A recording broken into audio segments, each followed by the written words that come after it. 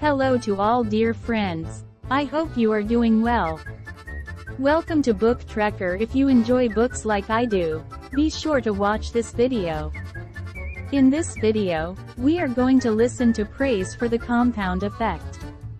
After reading this book, I am sure you will enjoy it. I suggest you join us. Thank you for sharing your thoughts and opinions about the book in the comments section. If there are other books that you would like us to give you, let us know. This video is useful for you and you can enjoy listening to the book. The Compound Effect. Multiplying Your Success. One Simple Step at a Time. By Darren Hardy. For achieving big goals.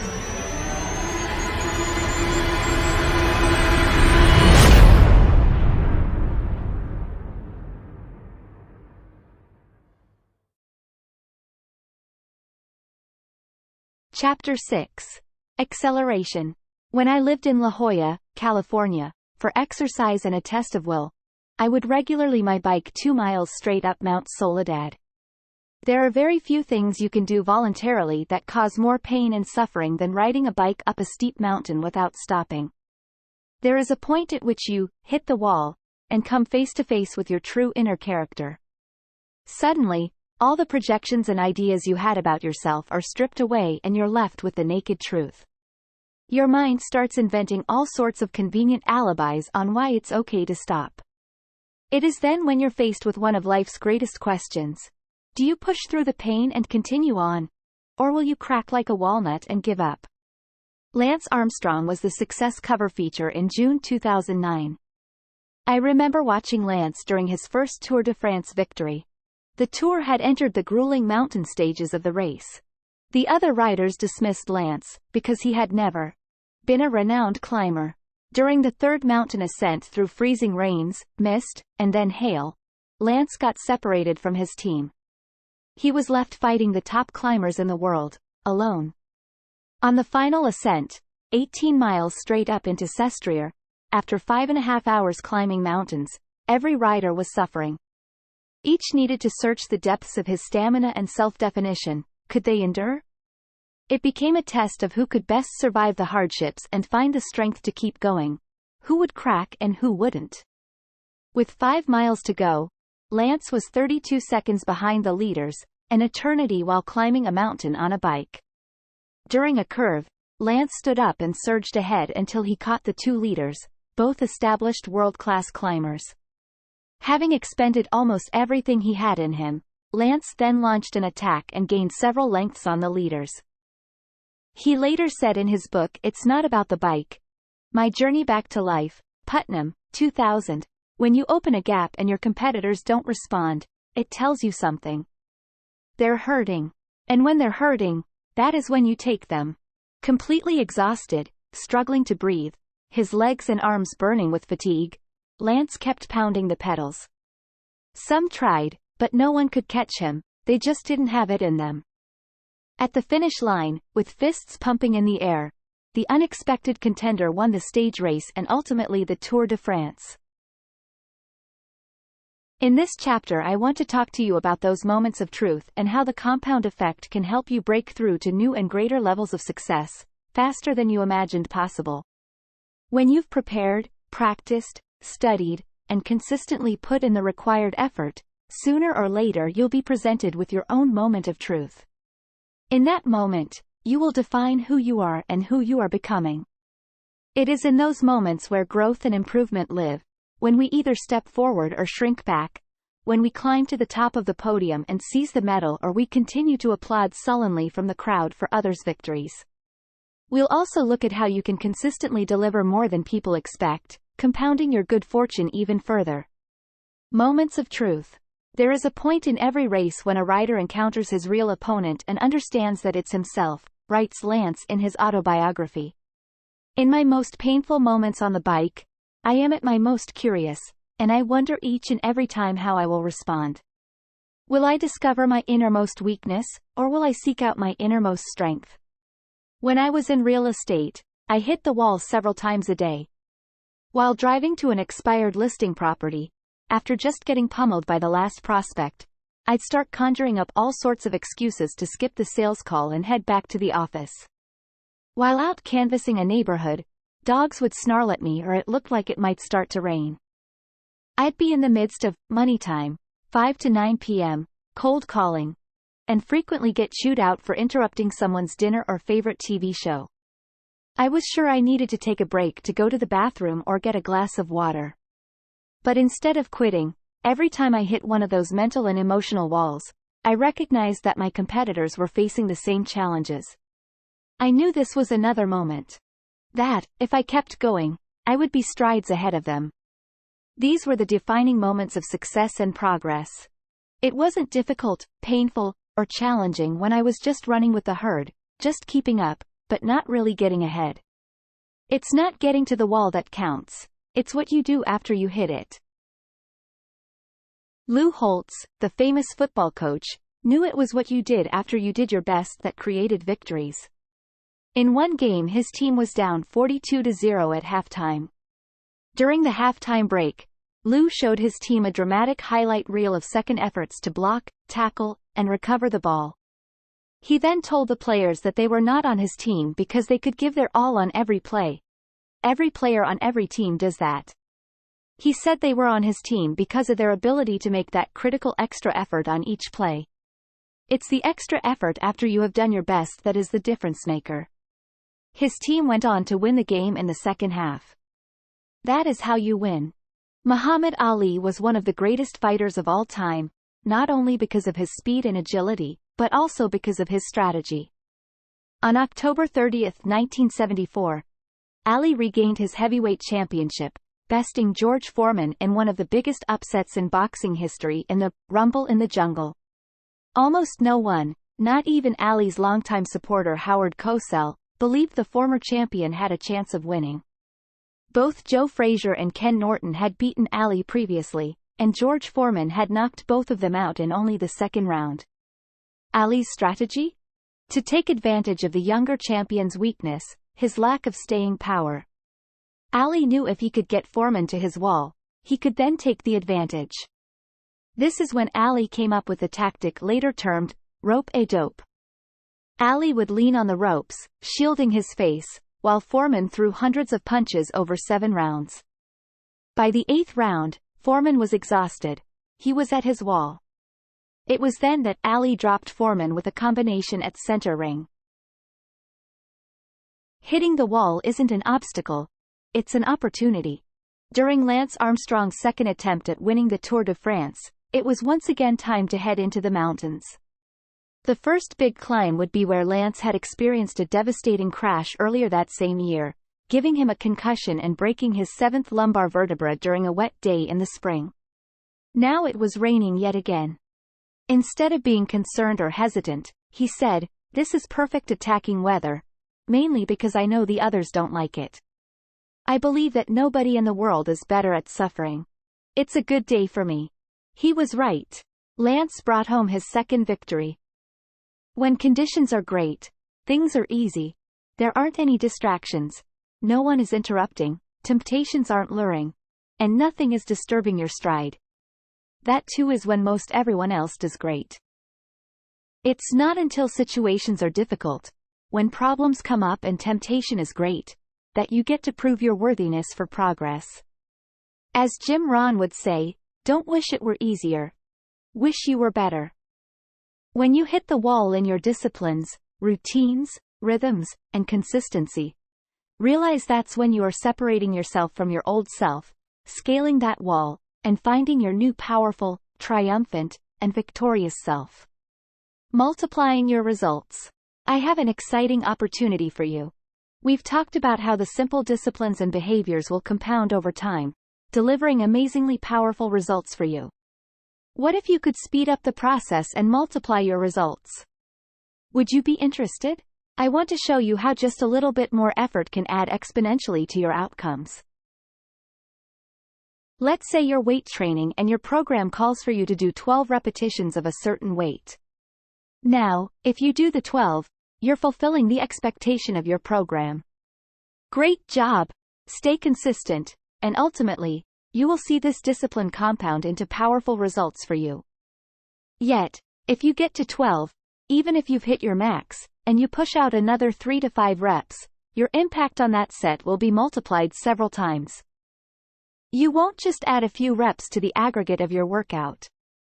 No, those reps done after you hit your max will multiply your results. You've just pushed through the wall of your max. The previous reps just got you there.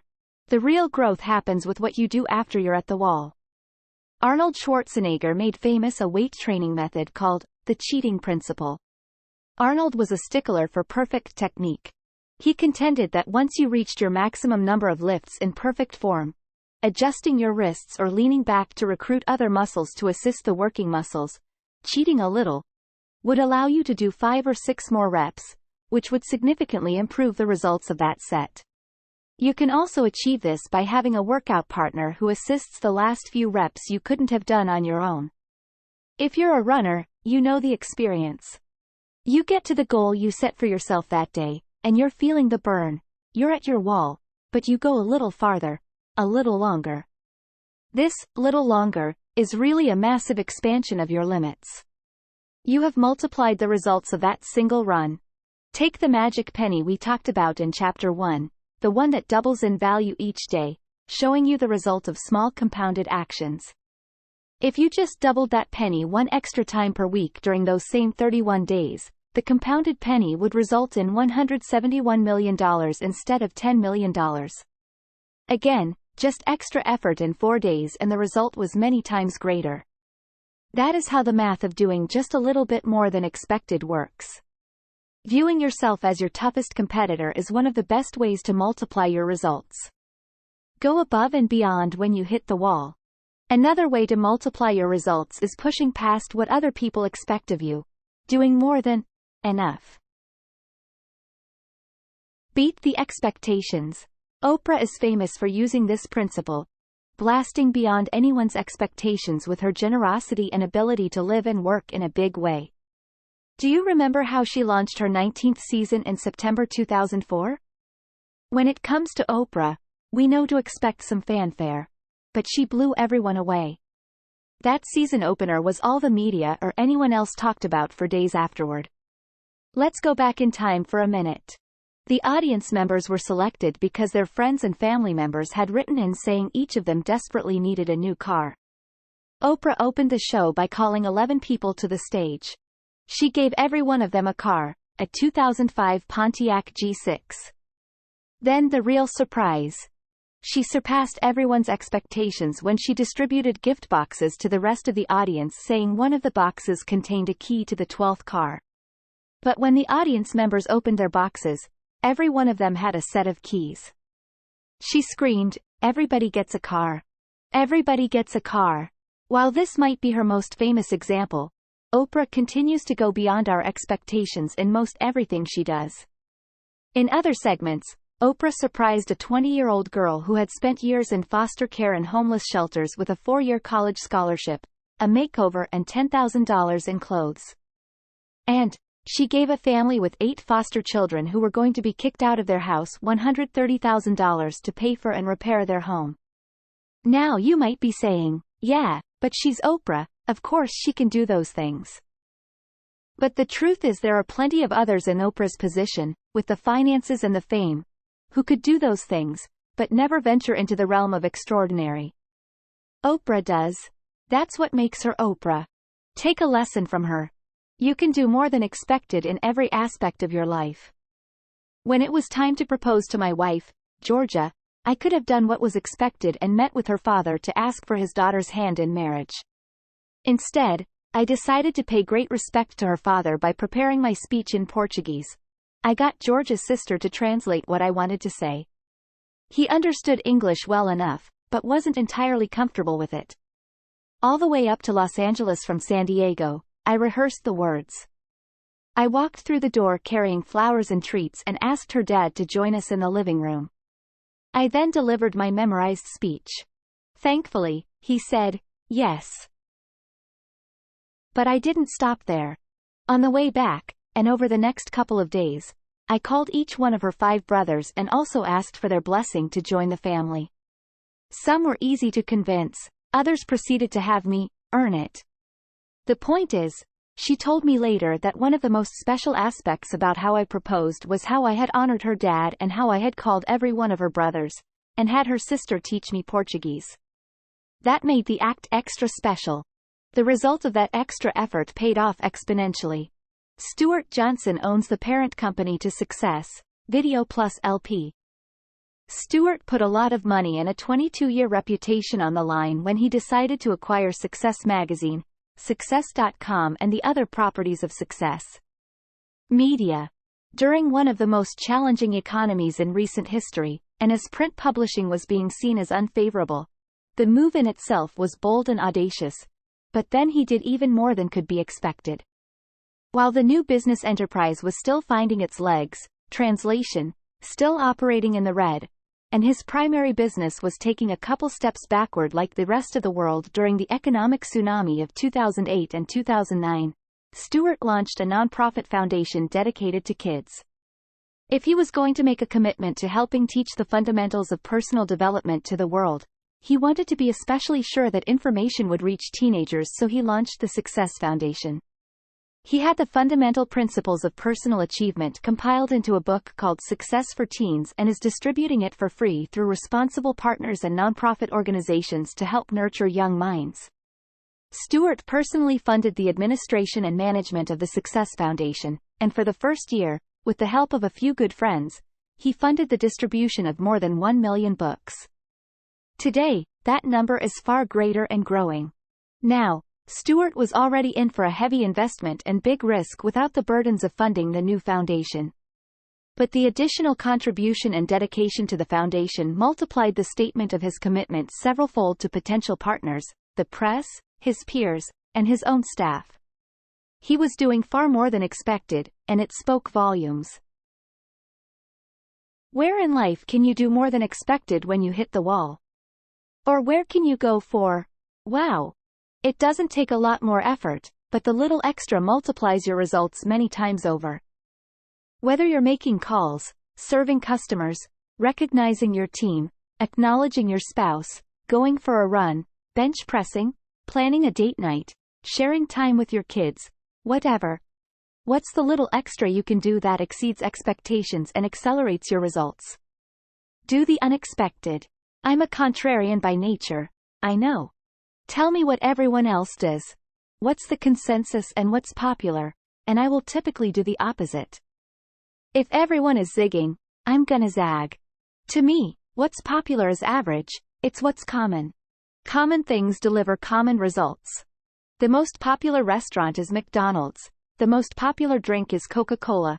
The most popular beer is Budweiser. The most popular wine is Franzia.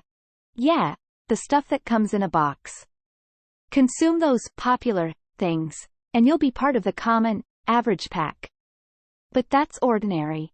There's nothing wrong with ordinary. I just prefer to shoot for extraordinary. For instance, everyone sends Christmas cards. But, since everyone does, it doesn't really have much emotional impact, in my opinion. So I choose to send Thanksgiving cards instead. How many Thanksgiving cards do you get? Exactly. It makes a statement.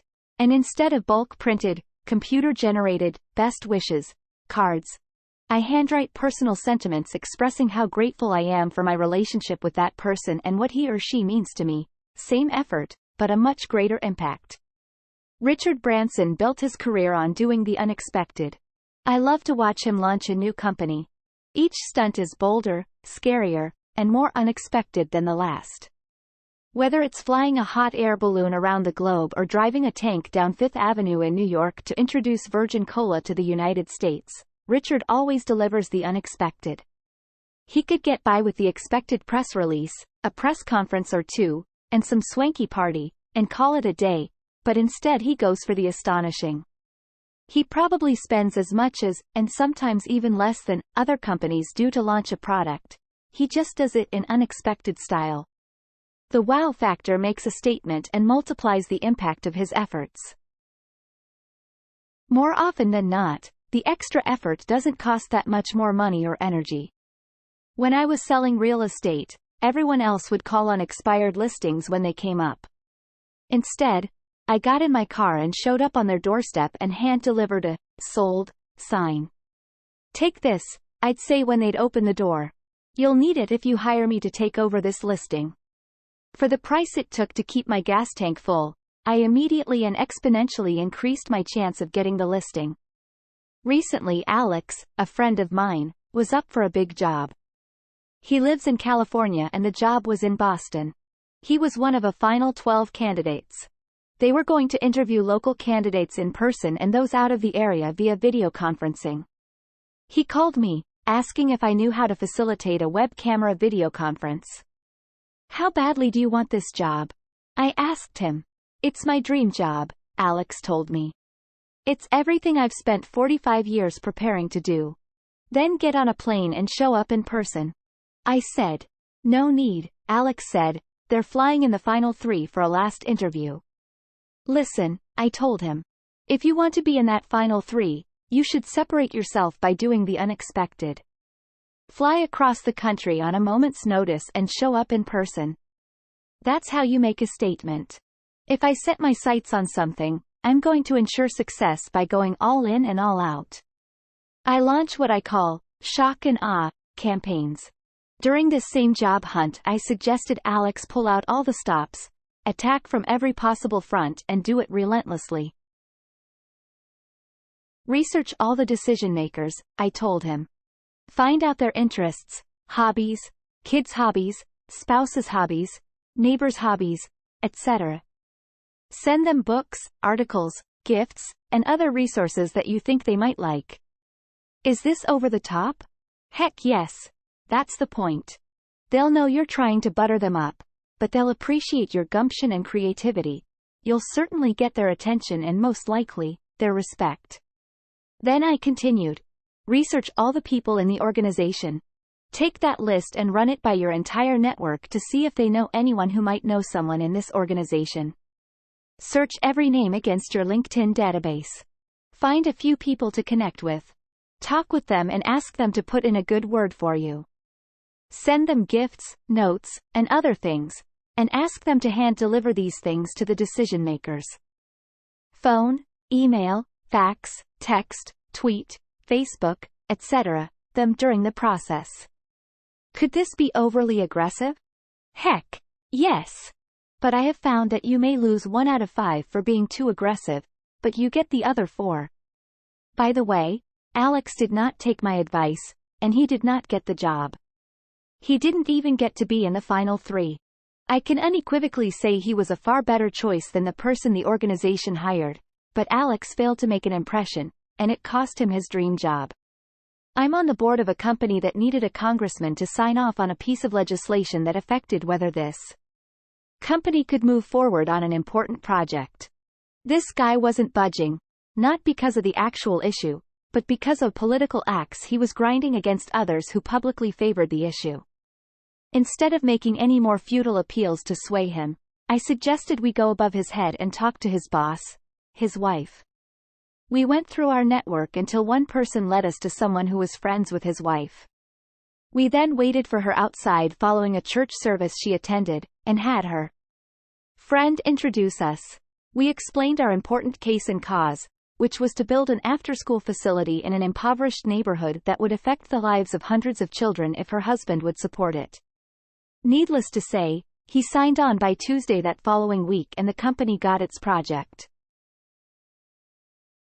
In our attention deficit, propaganda-saturated society, sometimes doing the unexpected is required to get your voice heard. If you have a cause or ideal worthy of attention, do what it takes, even the unexpected, to make your case heard. Add a little audacity to your repertoire. Do better than expected. Invisible Children, another nonprofit for which I'm a board member, helps rescue and recuperate children who have been abducted and made soldiers in northern Uganda and the Congo. To gain awareness for their cause, they staged a 100-city event called The Rescue, where more than 800,000 young people camped outside until prominent leaders of the community came to rescue them, thus gaining their attention and support. After 4 days, all but one city had been rescued, having people like U.S. Sens. Ted Kennedy and John Kerry, Val Kilmer, Kristen Bell, and many others show up in 99 other cities. The last city to get rescued was Chicago, and it required Oprah. After 6 days, Oprah was a no-show. On the 4th day, they organized a march that went round and round her studios. The next day they put on a singing and dancing presentation that went on all day and night. Then the 6th day, having endured harsh weather and sleeping in the rain, the more than 500 participants surrounded her studio and stood in silence holding signs starting at 3:30 a.m. That morning, Oprah walked out the doors of Harpo Studios, spoke with the organization's founders and invited the entire group to participate in a live broadcast segment that morning to her more than 20 million viewers. That attention got Invisible Children on Larry King Live and 232 other news outlets, to reach a total of more than 65 million people. A bill is currently moving through Congress supporting Invisible Children's efforts to save these children. The organization had already pulled off more than expected with the rescue event, but the little extra gumption and steadfastness to capture that last city, and the attention of Oprah, gained Invisible Children its biggest advocate to date, multiplying its results many times over. Find the line of expectation and then exceed it. Even when it comes to the small stuff, or maybe especially then. Whatever. I think the dress standard is going to be for any event. For example, I always choose to go at least one step above it. When I am unsure of the attire, I always err on the side of dressing better than I suppose the occasion calls for. Simple, I know, but it's just one way I try to meet my standard to always do and be better than expected. When I do keynotes for large companies, I spend a considerable amount of time preparing, learning about their organization, products, markets, and their expectations for my talk. My goal is always to significantly surpass what they expect, and I do this through tireless preparation. Doing better than expected becomes a big part of your reputation. Your reputation for excellence multiplies your results in the marketplace many times over. I did some work with a CEO whose philosophy was to pay people, including his vendors and suppliers, a few days in advance of the contract commitment. I was always blown away when I received a check on the 27th of the month from him for next month's payment. When I asked him about it, he said the obvious, it's the same money, but the surprise and goodwill it buys is immeasurable. Why wouldn't you? This is one of the reasons why I admire Steve Jobs so much. Of all the sensational people we've featured on the cover of Success, Jobs is one of my favorites. Whatever your expectations are about the next Apple product launch, Jobs always has a little, or a lot of, something extra to wow you. In the grand scheme of things, it might be only a minor addition, but even so, it's better than expected and multiplies the impression and response from his customers and deepens their loyalty. In a world where most things don't meet expectations, you can significantly accelerate your results and stand out from the pack by doing better than expected. I like the boldness of what Robert Schuller told us in his Success feature, December 2008. I say no idea is worthwhile if it doesn't start with, wow. Nordstrom is famous for this standard. When it comes to customer service, they always strive to do better than expected. Nordstrom has been known to take back an item that a customer bought more than a year ago, without a receipt, and in some cases, purchased at a different store. Why would they do that? Because they know exceeding expectations builds trust and creates customer loyalty. As a result, they've developed an extraordinary reputation that continues to attract attention.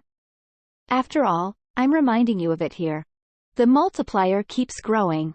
I challenge you to adopt these philosophies in your own life, in your daily habits, disciplines and routines.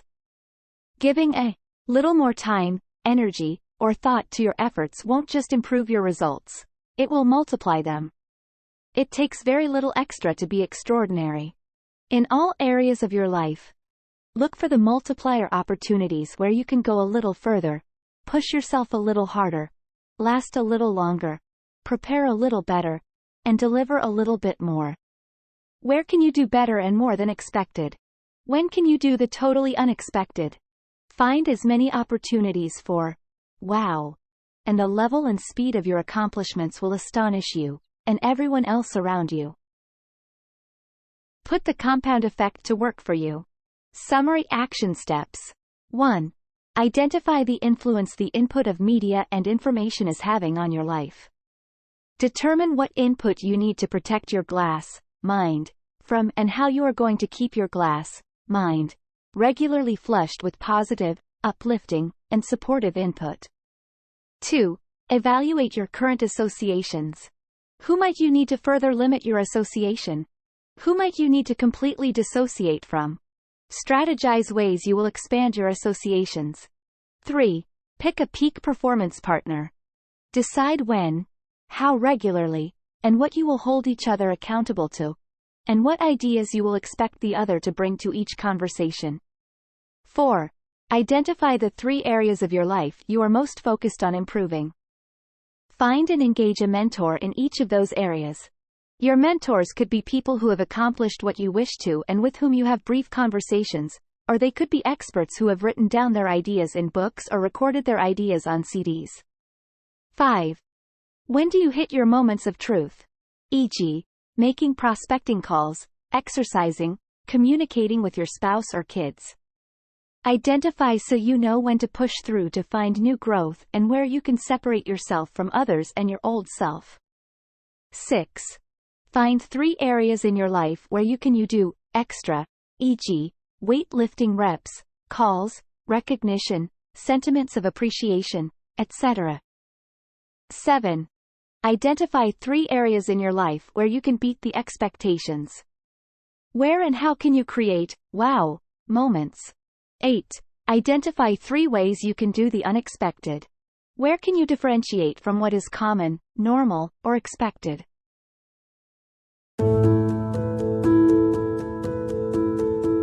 Thanks for watching.